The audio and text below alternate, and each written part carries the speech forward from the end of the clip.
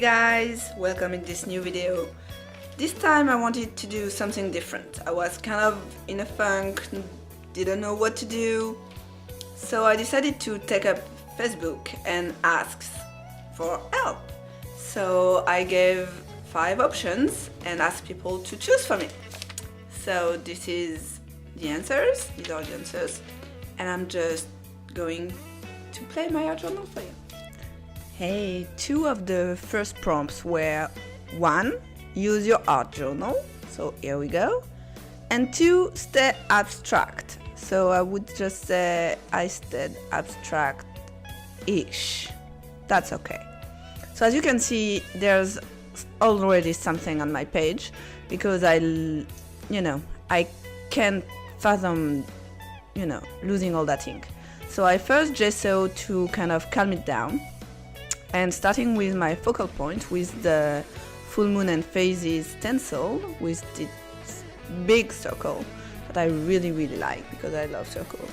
So I'm making my own 3D paint, mixing extra heavy gel, matte, with some primary elements pigments. They're my favorite. And you don't need a lot of color. I always say add a little, mix it, and adjust if needed. So that's that beautiful warm brown color. When using a stencil, if you don't want to have some spills underneath, start from the outside going in and adding some of my signature texture with my catalyst tool. Texture, yes.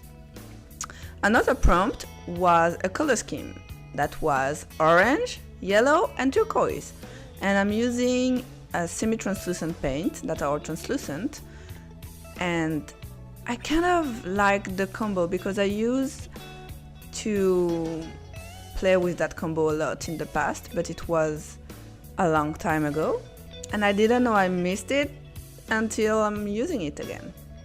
So this is just a bit of lyrics from a song by Kesha that I really love, that it felt like it belonged here, so I added it.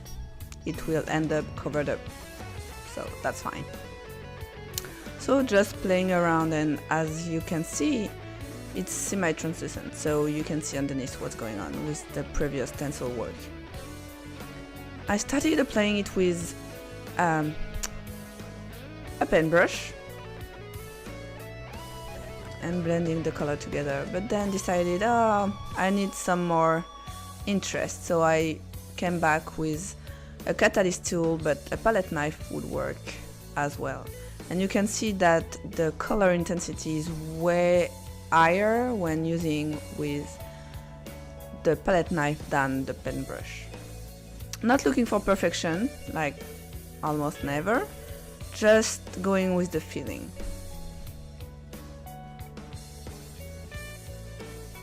It's all about the layers anyway.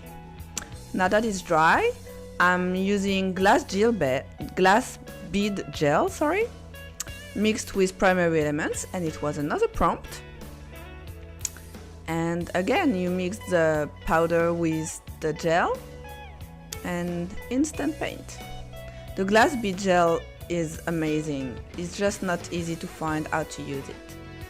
Using the eye pattern stencil as wings. Yeah, I know.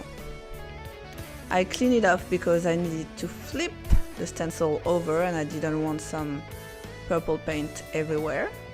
Sometimes I'm careful, not always.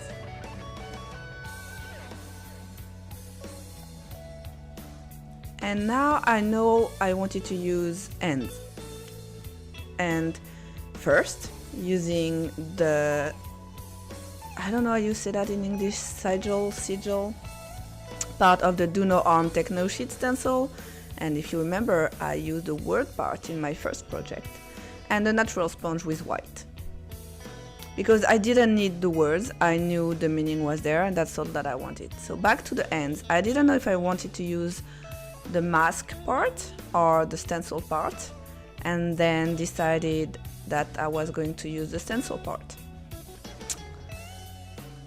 And still using the natural sponge with a warm gray paint, and I didn't want the ends to be too visible. That's why I use that instead of an opaque paint. Flipping the stencil over and going over the moon. I know it might seem weird to you and it may not make sense, like I'm pretty sure it does not make any sense to you, but it does make sense to me in all the symbols added there. And art is personal, so I would love to see, like in the comments, what do you think it all means. So now I'm just shading with a Ninja ink marker, and it needed something to bring everything together, and nothing best than splatters. So I'm using the twinkling H2Os, oops, and a fan brush. And that's it. I hope you liked it. Please share the love and leave me a comment, and subscribe to see more videos. Bye.